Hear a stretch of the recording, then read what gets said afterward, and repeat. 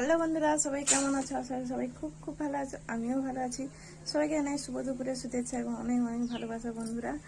আর রান্নাঘরে চলে এসেছি বন্ধুরা রান্না করার জন্য। আর আজকে রান্নাবো মাটন রান্না করব। কীভাবে রান্না করি সেটা তোমাদের সঙ্গে শেয়ার করব। পুরো ভিডিওটা না টেনে দেখতে থাকো।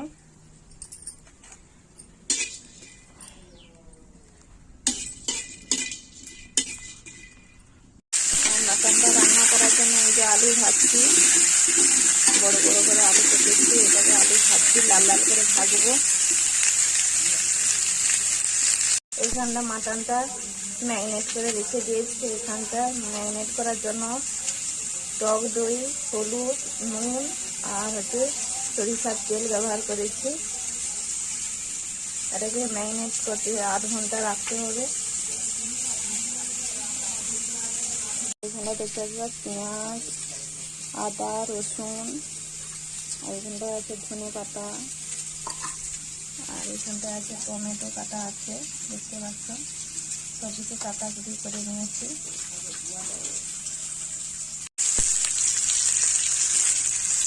আলুটা লাল লাল করে ভাজা হয়ে এসেছে।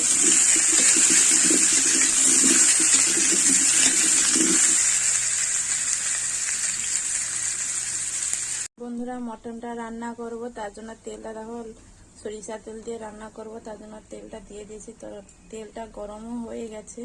এর মধ্যে ফোড়ন দিয়ে দেবো শুকনো লঙ্কা, তেজপাতা আর গোটা এলাচ।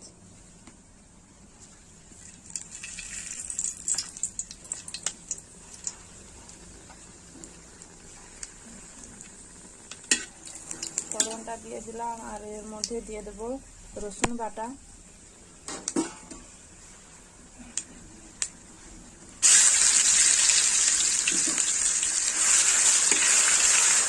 এর মধ্যে দিয়ে দিলাম রসুন বাটা। রসুন বাটাটাকে ভালো করে লাল লাল করে ভাজবো রসুনটাকে। তারপরে পেঁয়াজ বাটা দেবো। পেঁয়াজটাকে বাটি নিয়ে কুচিয়ে নিয়েছি, পেঁয়াজ কুচিটা দেবো। এরপরে লাল লাল করে রসুনটা ভাজা হয়ে গেছে। এরপরে দিয়ে দেবো পেঁয়াজ কুচি।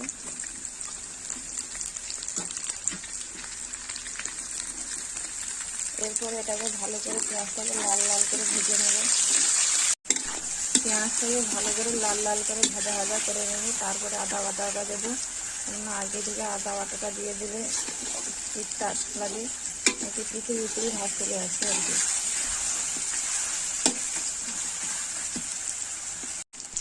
দেখতে পাচ্ছি পেঁয়াজটা রসুনটা এরপরে লাল লাল করে ভাজা ভাজা হয়ে গেছে। এরপরে আমি দিয়ে দেবো আদা বাটা আর টমেটো।